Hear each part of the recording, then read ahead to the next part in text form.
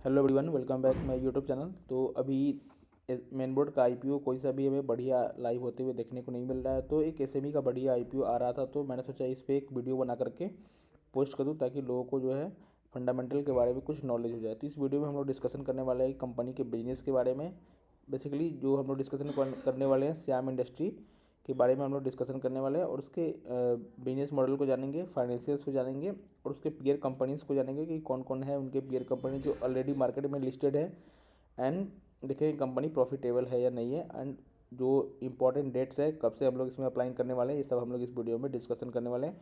तो आपको वीडियो को आखिरी तक देखना है, उसके बाद आपको सब कुछ मालूम पड़ जाएगा कि इस वीडियो में आपको अप्लाई करना है या फिर नहीं करना है। ठीक है, तो चलिए पहले हम लोग जानते हैं कि कंपनी बिजनेस क्या करती है। ठीक है, अबाउट कंपनी के बारे में जानते हैं। तो श्याम धनी इंडस्ट्री ये कंपनी जो है इस नाम से लिस्टेड है, यहाँ पे लिस्ट होने जा रहा है, और कंपनी रजिस्टर्ड भी है यहाँ पे श्याम धनी इंडस्ट्री के नाम से। तो Shyam Dhani industry manufactures and processes 164 variety of spices, मतलब मसालों का 164 वेराइटी जो वो कंपनी प्रोड्यूस करती है, प्रोसेस करती है और मैन्युफैक्चर करती है।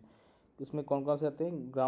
ग्राउंड हो गए, ब्लेंडेड हो गए, and whole sold under the brand name Shyam. ये जितने भी इनके जो प्रोडक्ट्स हैं, जो प्रोसेस होते हैं, मैन्युफैक्चर होते हैं, और किसके अंडर में बिकते हैं? श्याम ब्रांड के नेमिंग के अंदर में कंपनी जो है अपना पूरा माल जो है वो सेल करती है। ठीक है, the company also trade and distribute grocery items like black salt, rock salt, rice, poha, kasuri methi, and various herbs and seasoning such as oregano, peri peri, chilli flakes, mix herbs and onion flakes and tomato powder. तो company इतना सारा product जो है वो थोड़ा सा list करके दिखाई है, जो इनके मेन जो इनके मेन प्रोडक्ट्स जो ट्रेड होते हैं। ठीक है, the company sources raw material directly from mandis and supplier across India and process them at its manufacturing unit in Jaipur.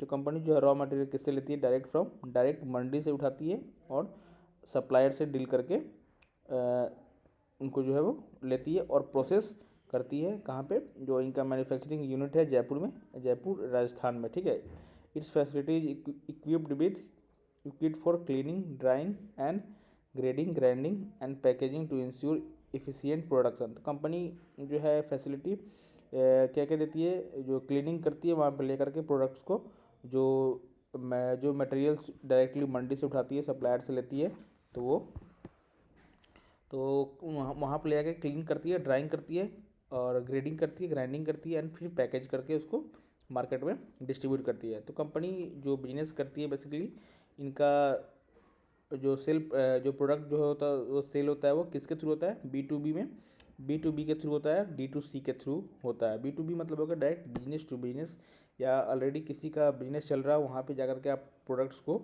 दे करके आप फिर सेल करवाते हो। ठीक है, और यहाँ पे डायरेक्ट टू कंज्यूमर हो गया। तो दो चैनल्स में कंपनी जो है अपना बिजनेस प्रोडक्ट जो है वो सेल कर रही है। ठीक है, बिजनेस टू बिजनेस में देखिएगा तो एक जनरल ट्रेड होगा। जनरल ट्रेड में it work with 389 wholesalers and distributor who sales our product in local market.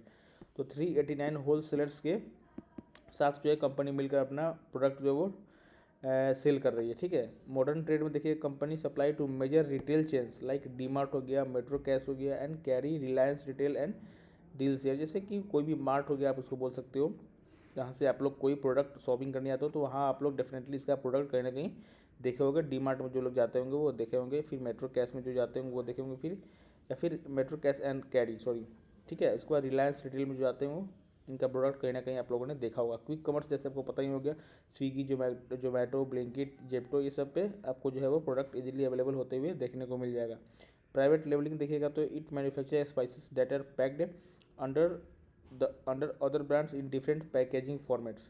Private labelling में मतलब ये सिर्फ अपना जो है प्रोडक्ट उसको तैयार करके उसको देते हैं, और वो लोग अपना जो है प्राइवेट लेबलिंग वो अपना अपना जो है वो पैकेजिंग करते हैं। डिफरेंट उनका नाम भी हो सकता है, कुछ और भी हो सकता है, तो प्राइवेट लेबलिंग वो उसमें आ जाता है। ठीक है, होरेका में देखिएगा तो इस supply bulk spices and custom blends to hotels, restaurants and catering businesses. तो यहाँ पे जो है बी टू बी बिजनेस इनका वर्क करता है इस चेन के थ्रू। ठीक है, और डायरेक्ट टू कंज्यूमर देखिएगा डी टू सी में, तो पैकेजिंग एंड सेल्फ लाइफ, तो ये कुछ दिए हुए हैं कितना ग्राम से लेके कितना केजी तक ये लोग डिस्ट्रीब्यूट करते हैं। ग्राउंड स्पाइसेस देखिएगा तो 25 ग्राम टू 25 kg तक होता है। Blend spices 5 gram to 1 kg होता है। Whole spices 50 gram to 25 kg तक होता है। ग्रोसरी प्रोडक्ट सेल्फ लाइफ जिसका 6 से 12 मंथ के लिए जो उसका एक्सपायरी होता है वो उन लोगों ने यहाँ पे मेंशन किया है। ठीक है, श्याम धनी इंडस्ट्री आईपीओ का स्ट्रेंथ यहाँ पे जो है वो इन लोगों ने दिया है। इंटीग्रेटेड पेस्ट मैनेजमेंट सिस्टम,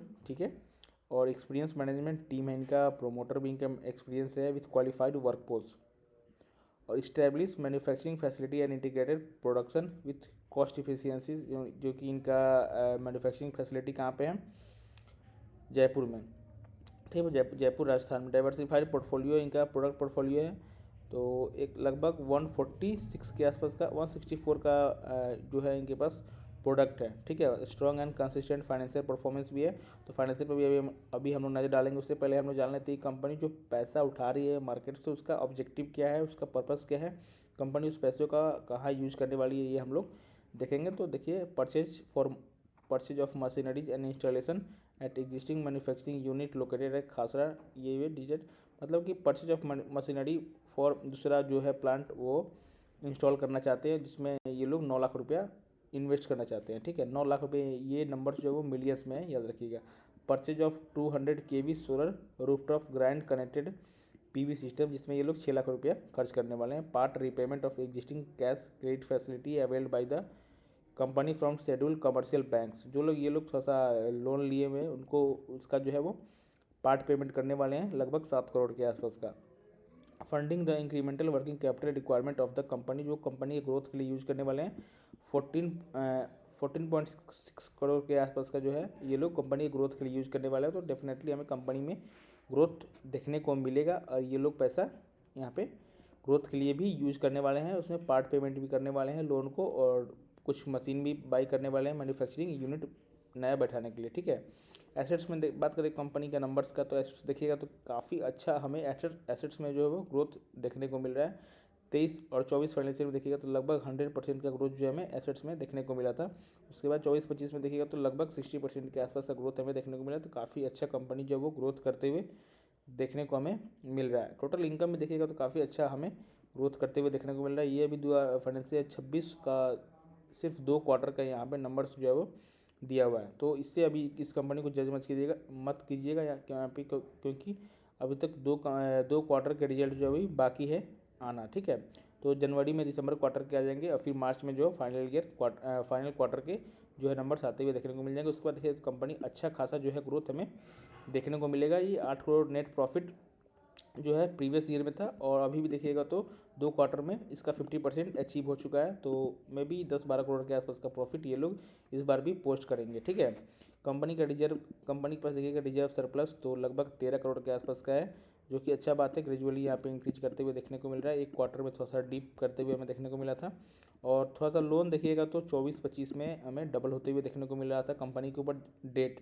ठीक है, और डेट देखिएगा तो इस बार 2 क्वार्टर में उतना ज़्यादा हमें नहीं, लगभग 1 करोड़ के आसपास का डिफरेंस हमें आते हुए देखने को मिल रहा है। तो ये लोग डेट भी 7 करोड़ के आसपास का ये लोग जो मार्केट से पैसा उठाने वाले हैं उससे डेट भी ये लोग कुछ यहाँ पे चुकता करने वाले हैं। ठीक है, बात करें कंपनी जो इनके पीयर के कंपनी जो ऑलरेडी लिस्टेड है मार्केट में, तो वो मधुसूदन मसाला लिमिटेड है, वो एक एनएससी फूड है। इन दोनों का चार्ट आप लोग जा करके देख सकते हो कि लिस्टिंग के बाद इन लोगों ने कैसा परफॉर्म किया है। उसके बाद आप लोग इसको एनालाइज कर सकते हो कि कहाँ यहाँ पे लिस्टिंग हमें देखने को मिल सकता है। ठीक है, मधुसूदन मसाला का पी की बात करें तो 13 के आसपास का है, 13.5 के आसपास। इसका पी लगभग 14 के आसपास का ही निकल के आता है, तो जो कि अच्छे वैल्यूएशन पे आपको कंपनी जो है वो आईपीओ लाते हुए देखने को मिल रही है। तो डेफिनेटली हमें अच्छा इसमें ग्रोथ जो है वो देखने को मिल सकता है। अब इंपॉर्टेंट नंबर्स के बारे में, इंपॉर्टेंट डेट्स के बारे में बात करते हैं। तो कंपनी का आईपीओ जो है वो कल से हमें ओपन होते हुए देखने को मिल रहा है, मंडे से 22 दिसंबर से, और ये कंपनी का आईपीओ 24 तक आप लोग इसमें अप्लाई कर पाओगे। इसका इशू प्राइस देखिएगा 65 to 70 पर शेयर रहने वाला है। और आईपीओ लिस्ट कहाँ पे होगा, एनएससी का, क्योंकि एनएससी एसएमई का आईपीओ है। ठीक है, इशू टाइप इसका बुक बिल्ड इशू है। ये टोटल इशू देखिएगा तो 38.49 करोड़ के आसपास का रहने वाला है। रिजर्व फॉर मार्केट मेकर, जिनके लिए कंपनी ने रिजर्व करके रखा है 1.96 करोड़, लगभग 2 करोड़ के आसपास का है, उन लोगों ने रिजर्व कर दिया है मार्केट मेकर के लिए। नेट इशू यहाँ पे रिड्यूस करके आया था 36.5 करोड़ के आसपास का, जो कि टोटली फ्रेश इशू होने वाला है। और बात करें फेस वैल्यू का, तो फेस वैल्यू 10 रुपये पर इक्विटी शेयर का रहने वाला है यहाँ पे। प्रमोटर का होल्डिंग देखिएगा पहले तो 98.11 का यहाँ पे पहले था, अब लिस्टिंग के बाद यहाँ पे अभी लोगों ने दिया नहीं, कितना स्टेक वो लोग रिलीज कर रहे हैं, यहाँ पे कैलकुलेट करना पड़ेगा, ठीक है। अलॉटमेंट डेट 26 दिसंबर को आपको इसका अलॉटमेंट आते हुए देखने को मिल जाएगा। अगर आपको अलॉटमेंट नहीं मिलता है तो फिर नेक्स्ट मंडे को जो है आपका रिफंड इनिशिएट हो जाएगा एंड आपका डीमेट में जो है शेयर उसी दिन 29 दिसंबर को ही ट्रांसफ़र हो जाएंगे और इसका लिस्टिंग 30 दिसंबर को मतलब हो जाएगा। अगर आपको ये आईपीओ मिलता है तो आपको न्यू ईयर की पार्टी की ज़रूरत नहीं है यहाँ पे, ठीक है। श्याम धन इंडस्ट्री का यहाँ पे जो लॉट है वो एक लॉट में देखिएगा तो एक लॉट में 1000 शेयर्स ही है, लेकिन यहाँ पे मैक्सिमम जो है रिटेल यहाँ पे 2 लॉट के लिए अप्लाई कर सकता है, इसलिए उन लोगों ने जो है वो एक साथ ही दे दिया है कि 2000 शेयर्स में आपको 2,80,000 का इन्वेस्टमेंट लगने वाला है, लेकिन आप लोग एक लॉट भी अप्लाई कर सकते हो। एक लॉट में आपका 1000 शेयर्स के आसपास का रहने वाला है एक लॉट साइज का, जिसमें आपका इन्वेस्टमेंट जो है मिनिमम इन्वेस्टमेंट 1,40,000 के आसपास का रहने वाला है। बात करें कौन से कैटेगरी को कितना ऑफर्ड हुआ है, ऑफर्ड का जो है कितने परसेंटेज उनको देखने को मिल रहा है।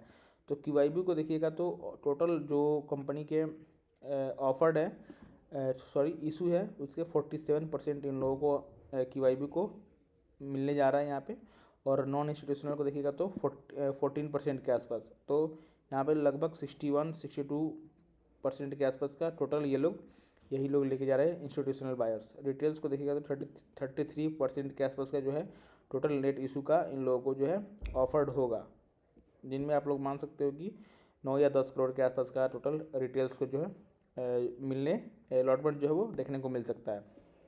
तो बात करते हैं इस कंपनी का GMP क्या चल रहा है। तो कंपनी का GMP देखिएगा तो अभी 94,000 पे करेंटली ट्रेड कर रहा है अकॉर्डिंग टू प्राइस, और अकॉर्डिंग टू परसेंटेज